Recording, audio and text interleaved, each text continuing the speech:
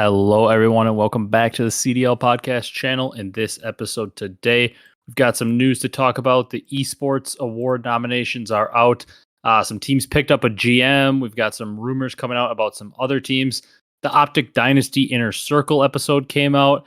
The commissioner of the CDL is talking about collaborative esports events, and Hitch's tournament was a smashing success yesterday and this weekend.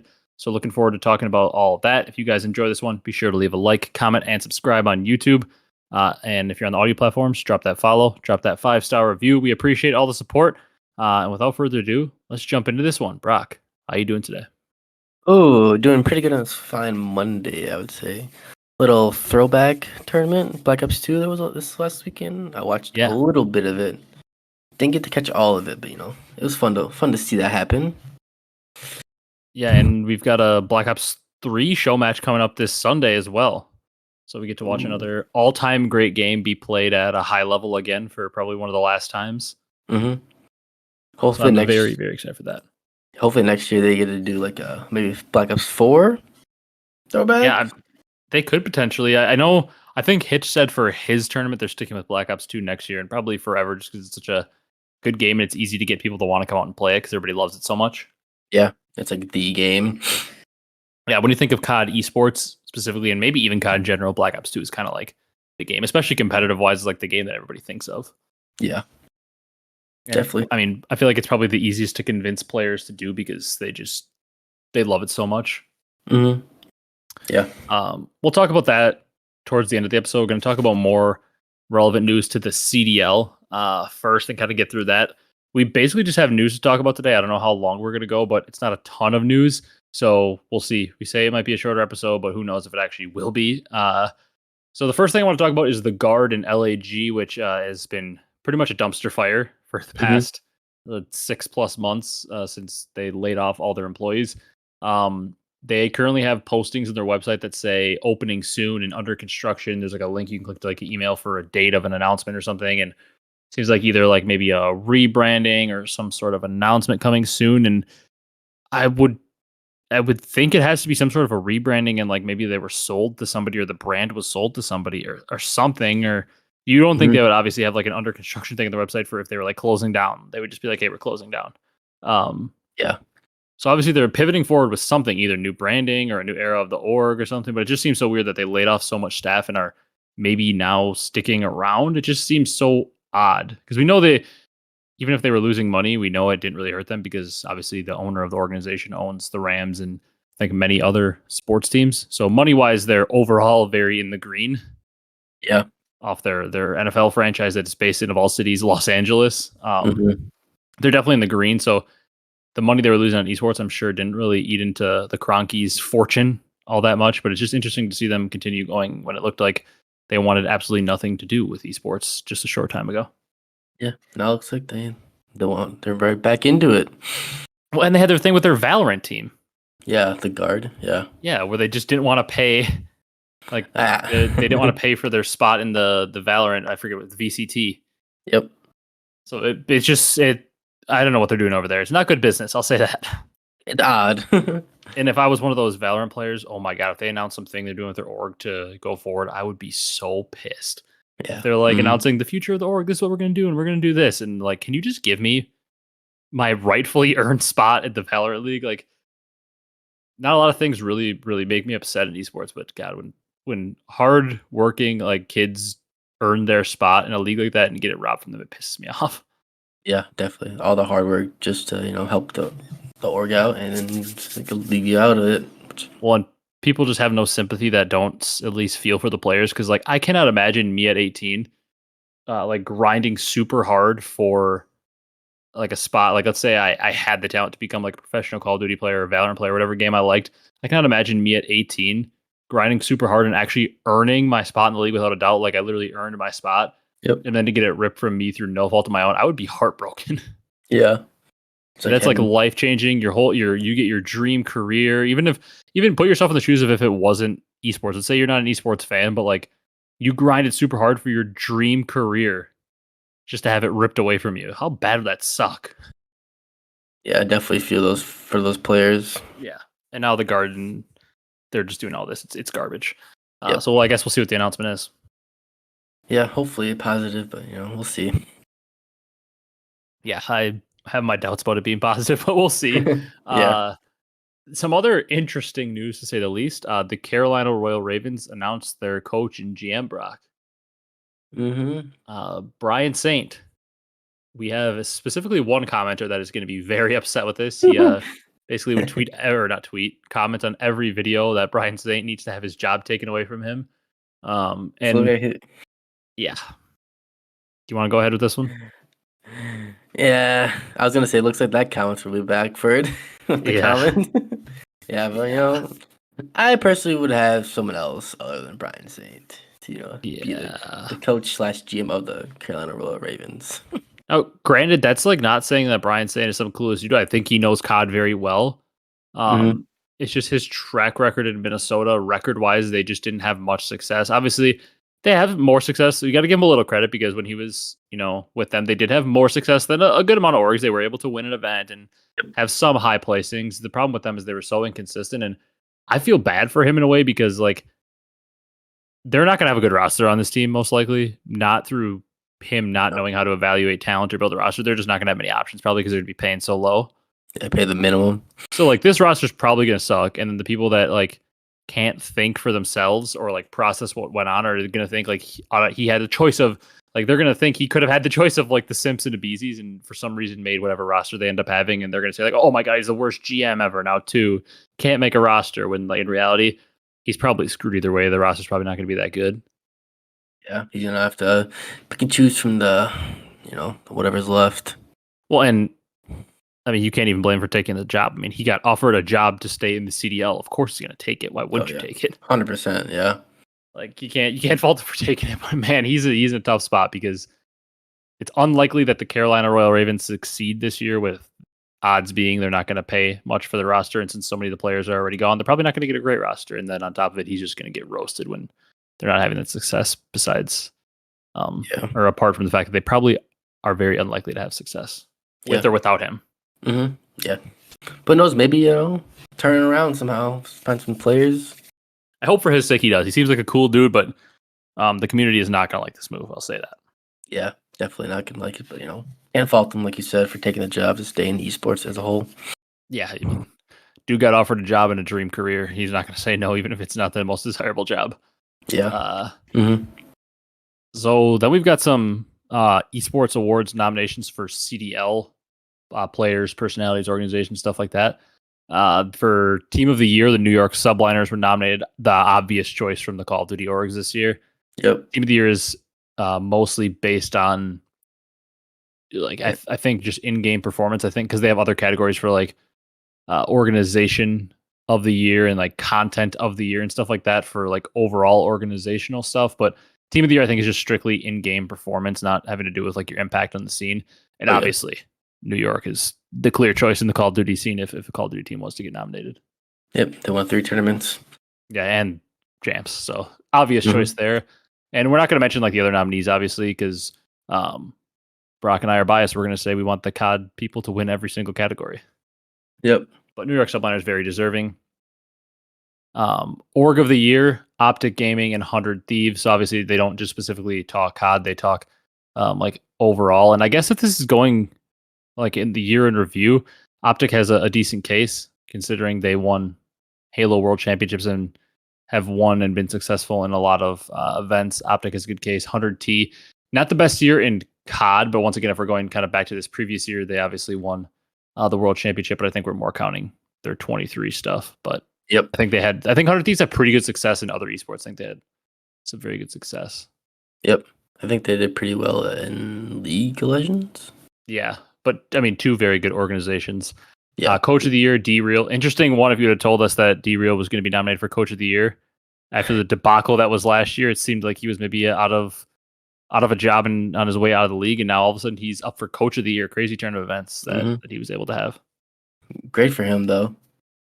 Yeah, because it looked like that man might not have a job after all the debacle that was going on last year, and people were roasting him, and now look here he is, Coach of the Year. Yep. Kept surprising us, kept winning. Yeah. Unreal. And Breakthrough Player of the Year, I think this one also is pretty obvious for who would would be that Yep. in the Call of Duty scene, and that's scrappy. I think Breakthrough Player of the Year is almost a little bit like Rookie of the Year because obviously it's a player that probably wasn't either that good in the previous year or had never been in the league in their esport to the previous year. And Scrappy obviously was a very big breakout player this year. Yep, definitely was MVP candidate. Yeah, Rookie of the Year and went way further than Rookie of the Year, like you said, to MVP level. Mm-hmm.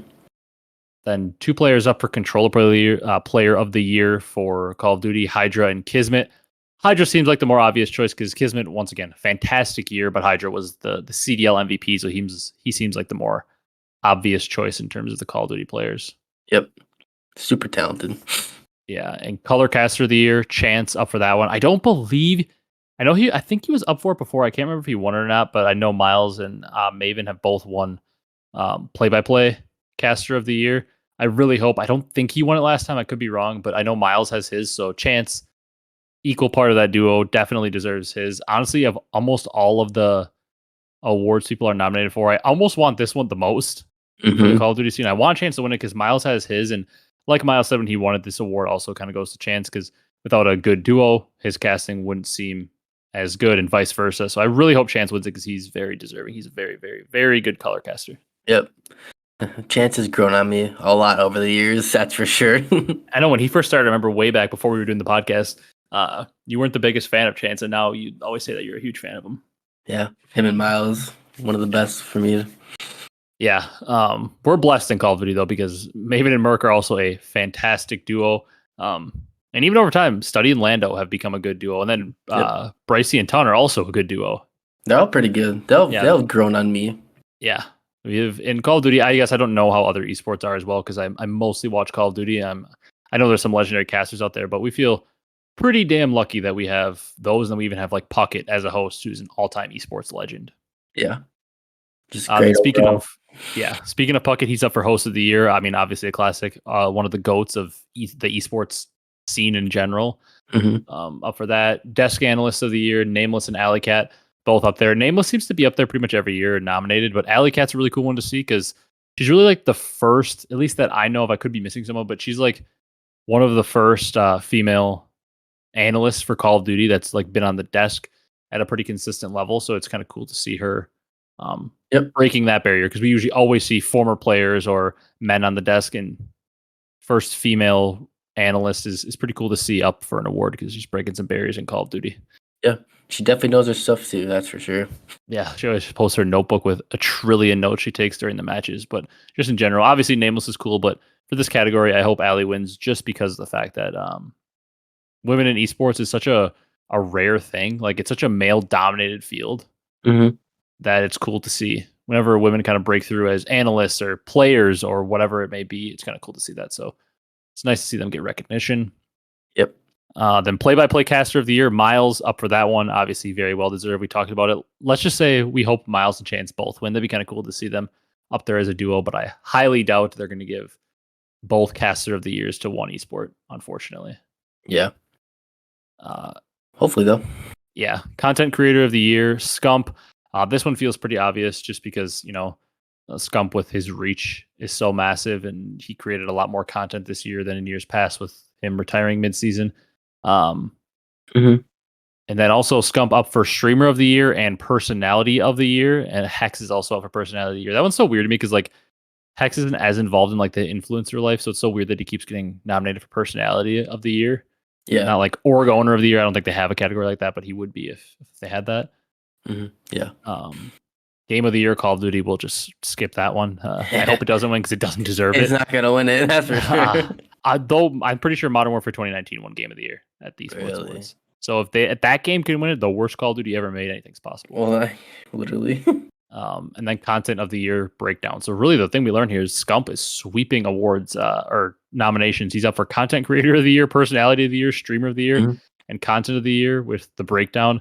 My biggest bone to pick is the flank in Zuma not being up for anything. That is criminal. And I heard somebody saying, or like somebody commented on me when I said that like the flank should be on there, and he said, well, not really. Like, you're not going to have two Call of Duty things nominated for one category, which technically, I do agree with him. However, this list proves you wrong. Hydra and Kismet are up for the same one. Alley Cat and Nameless are up for the same one. Scump and Hecz are up for the same one. So there are multiple categories where 2 Call of Duty orgs or people or personalities or whatever are in the same category. But also, the flank should 100% be on this list instead of the breakdown, in my opinion. Yeah, I feel like it should be too. The breakdown may have had a wider reach, and that's because Scump is a legend and his reach is just insane with how popular he is. But the breakdown was only a part-time show this year. Yep. It came around partway through the year. The flank has been year-round, year after year grinding. Technically, sure, if you look at the social numbers, I'm sure the breakdown had better numbers because of the personalities on it. But the flank was all year. I think the flank deserves content of the year for esports. Or at least nominated. God. Yeah, nomination. We're not saying it has to win. And then streamer of the year, I think Zuma, since he hosts the flank and does all this other stuff for COD, you can make an argument deserves to be thought of in the nomination. Once again, Scump's numbers and viewership numbers are just so much higher. I understand why he's the nomination, but Zuma deserves some recognition. Would you almost put like maybe Zuma into content creator of the year too, or could certainly do that? It's just so tough because in content creator of the year, when they go to look at it, I'm sure like a lot of people don't follow COD and they're given the numbers of people. And when you would show them Scump's numbers compared to Zuma's, obviously Scump's are going to be just way bigger because he's just so massive. Mm-hmm. Yeah. And he's just like the general public. I feel like if you ask somebody outside of COD, you know, Scump, they'll be like, oh yeah, Scump, like I heard of him. But Zuma, maybe not as much because he's come around so much later, but still equally deserving. He's done so much for the Call of Duty scene. Yeah, definitely. Yep. Like you said, Scump, everyone knows him one way or another. Yeah. I mean, my biggest gripe wasn't even with the personality or streamer or content creator of the year. It was the content of the year. I really thought that flank should be up there. The breakdown should have been taken off for the flank. Yeah. All right. Speaking of Optic, interesting one here. The Optic Dynasty Inner Circle came out. Very interesting to hear some of the inner workings of that team and things we didn't know much about. I mean, we obviously knew. People had always said they weren't grinding that hard, but they said like in AW, when the Faze team was formed, the famous Faze team with Clay, Enable, Zuma, Attach, and they kept getting the best of them in a few finals in a row. They basically said, Crim was like, if we would have watched one VOD, we would have beaten them every time. They just didn't watch a single VOD and they were still winning like every tournament. They just like didn't care. They were just playing CS at night and just like not trying. And it was just funny to hear them talk about all that stuff and like seemed like they were getting along pretty well. So it was super cool for somebody that's been a fan of Call of Duty and especially the Jetpack era for so long to be able to hear like the greatest, or if you don't think they're the greatest, they're a top 2 team of all time. Yeah. So interesting to hear them talk about all the inner workings. Yep. I actually have not listened to it yet, but hopefully soon. I know. I want to so bad. Very, very good. Yeah. However, the biggest story, unfortunately, to come out of it, rather than getting a great piece of history for the Call of Duty esports scene, is the Nadeshot and Crim beef. It's just a very unfortunate circumstance because Nadeshot's very upset, and I mean, have your take on it. I believe he has a very, very reasonable reason to be upset. Obviously, I can explain it a little bit since you haven't watched it in full, but essentially, Crim was like talking about how before AW champs, obviously infamous Nadeshot HBR, they lose everything. He was talking about how Nadeshot, like, apparently in a conversation to him, said like if he won, he was going to donate the 100K to charity for a tax write-off. And I guess that rubbed Crim the wrong way because he like, I think his mentality on it was like Nadeshot was basically like made it seem like he doesn't need the money, he's just like doing it for whatever.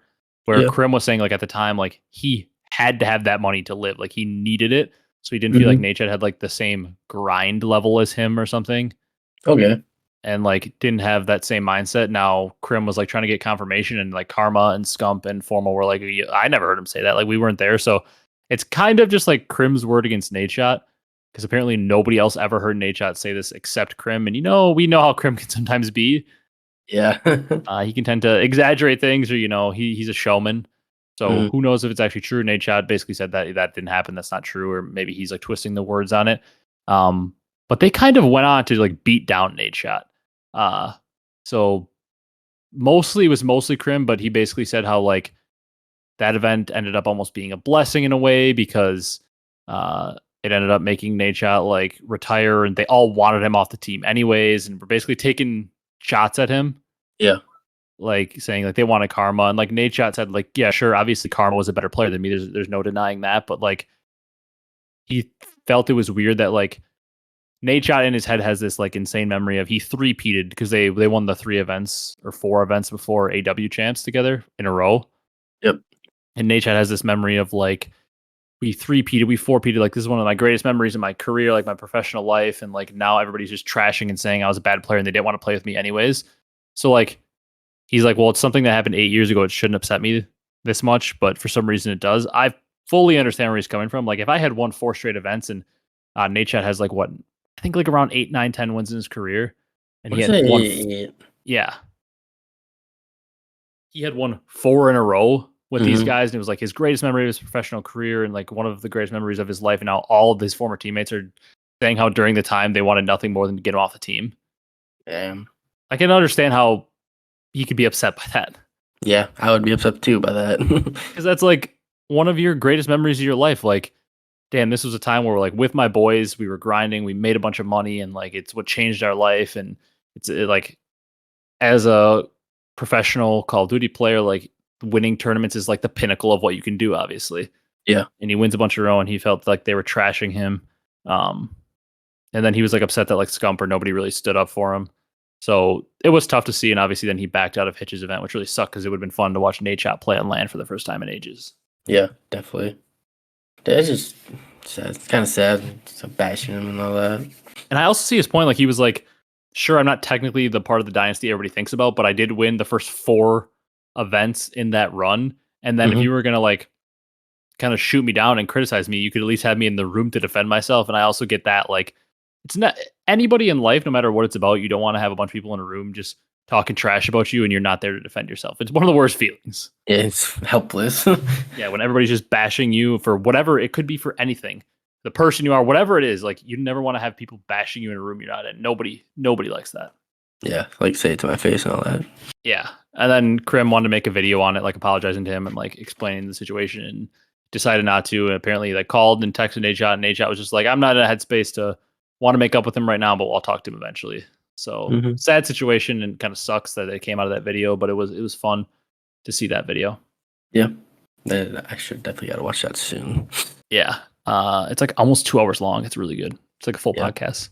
Damn, they were so good that even they didn't watch VOD, they played CS and still won that many tournaments. Yeah, they were insane. Just imagine they actually watched some VOD like they did like teams. Yeah, imagine nowadays. They had like their full grind mindset. It would have been insane how many tournaments they probably could have won. Man, they would have.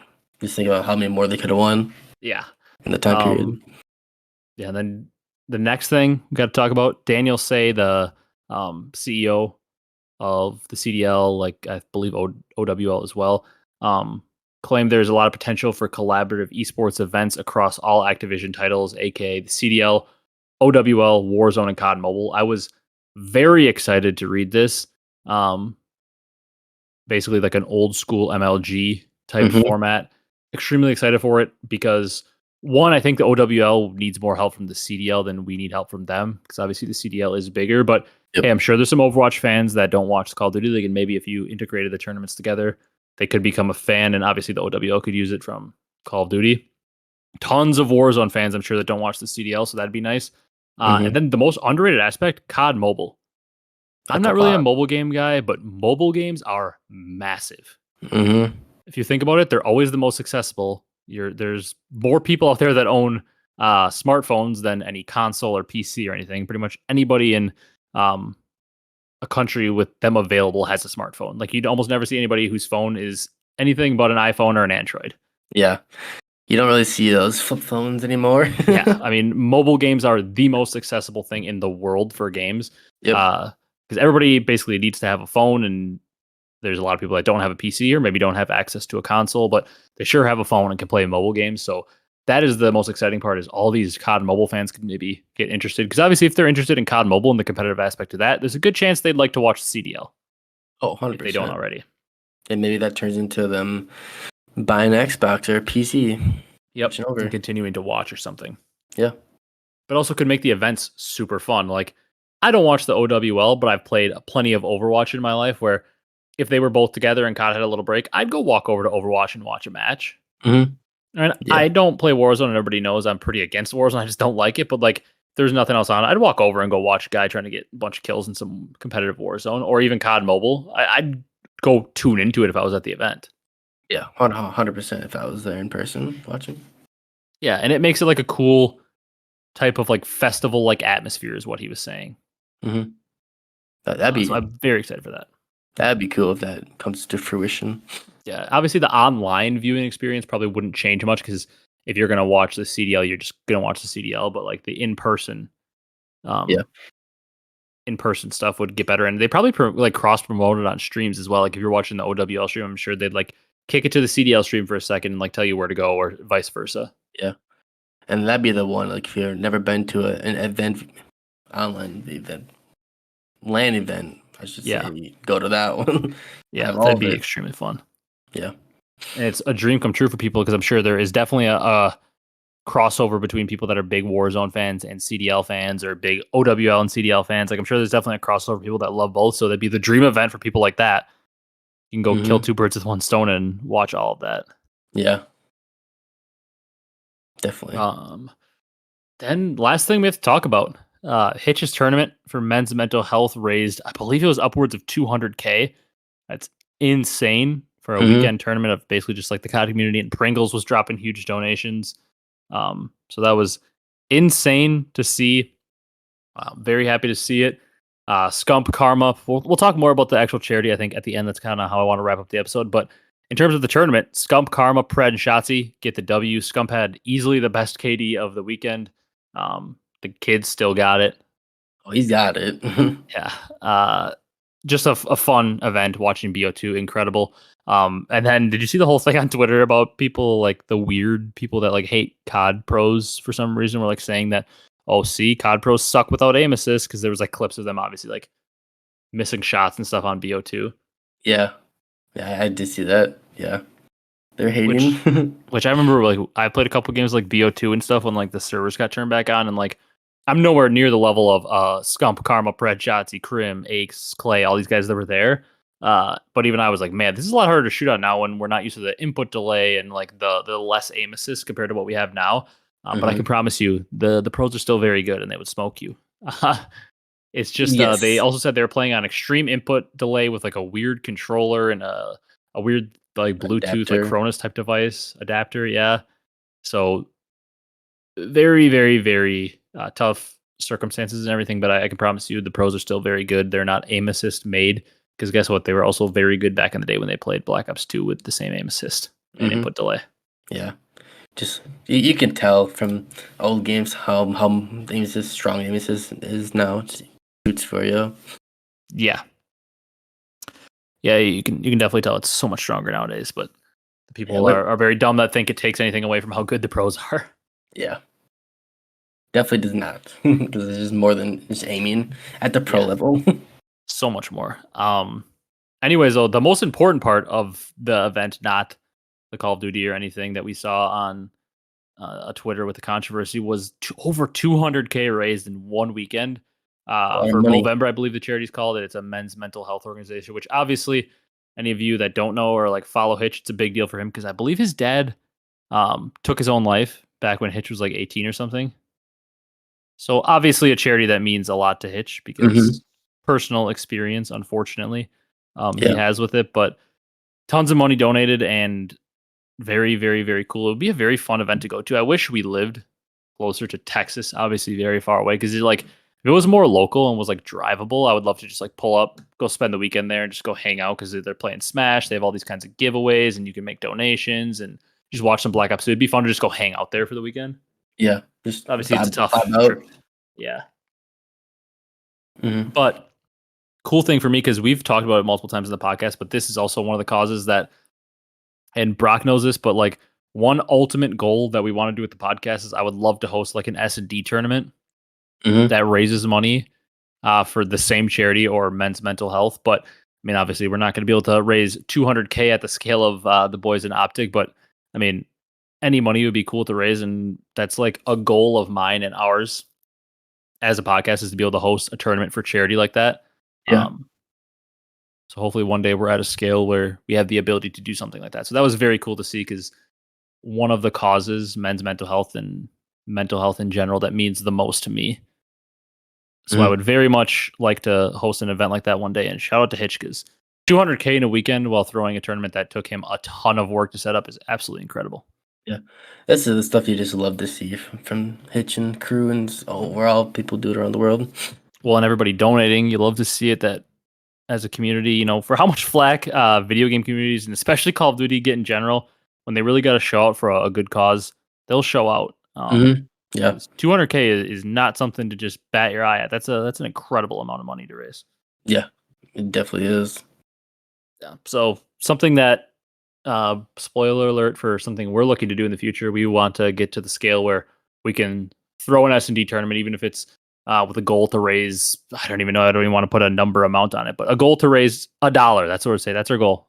Just raise $1 or more for charity would be something that would be really awesome to do. So looking forward to potentially doing that in the future. That would be just cool to do. Get to watch some good S&D, and obviously for us right now, it'd have to be some kind of online tournament, but we can maybe get a sponsor to throw a prize pool. We're definitely looking to do that. Or Hitch, if you're somehow looking for help that you don't need from us, but we would be loving and willing to lend a hand to do anything. Yeah, to help we'll help you. We will help. You don't need our help, but we're offering it. Yeah, we're offering, but you don't need it. We're offering. Yeah. But very, very cool event, and I'm glad he does it every off season, because it probably means more to him than any of us can fathom that have not had a loss like that in our life in that way. Yeah. Also, shout out to Karma for MVP of the finals. Yeah, dude, still got it too. He's a beast. Yeah, I saw his wife on Twitter. Like, someone tell Karma to get back in league. Yeah, she always talks about that, how she wants to watch him play so bad again. Yeah. You see that clip of all of them, like they had to take like a tequila shot or whatever? Yes, I did finals, see that. and I swear I always heard Shotzi say he's like never drank before. And then I like saw a clip of him taking the shot and he like absolutely disgusted, which I don't know if it's actually true that he's really never drank before, but like I can't imagine your first ever sip of any kind of alcohol being a tequila shot. That's a hard step up. Yeah, that's a hard one to take down if that's your first. Your first, I mean, most people start with like a sip of wine or a sip of beer or a sip of a mixed drink. Nope, he just went to a straight up tequila shot. Yeah, he saw it on his face too. He's like, ugh. Yeah, I mean, that is a disgusting way to start if it's your first ever sip. Yeah. Strong way to start, I should say. Definitely strong. I got nothing else though. If you're ready to wrap it up. I do. I had one thing I saw. All right. From Jacob Hale said, if you could bring one esport pro from any game over to Call of Duty, who are you picking? Do you have an answer for that? Because I saw that, and the only reason I didn't know if I want to talk about it on the podcast is because I admit it all the time. I just don't watch that many other esports other than God, so I don't have that many good answers. I know. Like I would just say Formal, but we already saw Formal. Yeah, it's like that would be like my cop-out answer too. It's tough also because like I saw somebody say like Faker and like because he's such an esports legend, but like I just don't know how that would translate. He plays on keyboard and mouse and it's not a FPS, so it's such a weird thing. Mm-hmm. If you could do like keyboard and mouse, like Shroud would be an interesting one because of how much people talk about his aim. Yeah. Someone said Simple, obviously, like same thing, the crazy aim, but it's so weird to have to be like keyboard and mouse. Yeah. In terms of other esports I watch, I guess I don't really watch the most like random players names I could bring out, and that would make the most sense would be like Halo players because the transition obviously makes a lot more sense. We've seen players make it, and it's controller FPS to another controller FPS. Mm-hmm. Yeah. I think like it would be cool if like Ogre 2 back in the day would have transitioned because he's like the most wins ever in a first person controller shooter. Yeah. Like back in the day, it'd be cool. In terms of current Halo players, like I guess it'd be cool to see like the Halo like Dynasty squad of like Snakebite and Lethal and those guys. It'd be cool to see if they could get it done in COD. Mm-hmm. Oh yeah, 100%. I know like a few of them tried it way back in Ghost and didn't stick with it, but it'd be cool to see one of them try to switch over. Yeah, I see like Lucid. I saw. Yeah, any of those would be cool. Yeah, I do have one, but it's from OWL. I don't know if he even plays anymore, but his name was Ans, and he's like one of like the best snipers, like the best sniper. Like, I was about to say he's a duelist. That's Val. He was a DPS. Yeah, DPS. He played like a Widowmaker, Ash. Cassidy. That's another interesting one because once again, it's obviously a keyboard and mouse. Yeah, But like, that's the one thing. Like he was like different from all the rest of like the Widowmakers or people that He's just DPSs. that much better. Yeah, he's like just that much better. And you don't know if he still plays or not. I don't know much about. I know like if you say a couple OWL names like Super, like random players like Yeah, that. super. And like Sinatra used to be back in there. I know he was like a really famous player Yeah. at the time. Like I know a couple random. I remember like Jake was really famous. So he was on like the Outlaws. Yep. Like I know random OWL players, but not enough to talk about them Yeah. at all. I used to watch OWL, not anymore. Yeah, I mean I That don't. that that's the one I would like. That's I the know. top at the top of my head. Yeah, I mean I know a decent amount about Overwatch the game because we played a lot of Overwatch back in the day. Overwatch 1, not really Overwatch 2, but in terms of actually watching OWL and those players, I admittedly do not know a whole lot. Yeah. Overwatch 1 is just a great game, great teamwork Yeah, game, which I love the teamwork aspect of games like that. yeah, it was really fun to play, Yeah. especially when you were like full stacking. Oh yeah, it's so much fun. All But right. other than that, I don't have anything else. I think that's going to do it for this one, getting you guys out of here in about 35 minutes. So if you guys enjoyed this one, be sure to leave a like, comment, and subscribe on the audio platforms. Drop that follow, drop that 5-star review. Coming up here. So this weekend, we've got the Black Ops 3 tournament. And then the beta is the following weekend for PlayStation. Rock and I will be out of town that weekend, which is okay because we only have Xbox and PC. Yep. So we cannot play the beta anyways. Then the following weekend, we will be around and the beta comes out for the systems that we have, which is Xbox and PC. And we will be grinding the beta, I'm sure. Oh, yeah. And that'll be fun because we'll have a full episode to talk about our thoughts on the game. Next weekend or next week, Monday, I'm not fully sure what we're going to do for an episode. I'm sure we'll get news here and there. But then the week after that, we'll definitely be talking about the game. So yeah, stay tuned. Come check us out again next week. And thank you guys so much for watching. We will see you in the next one.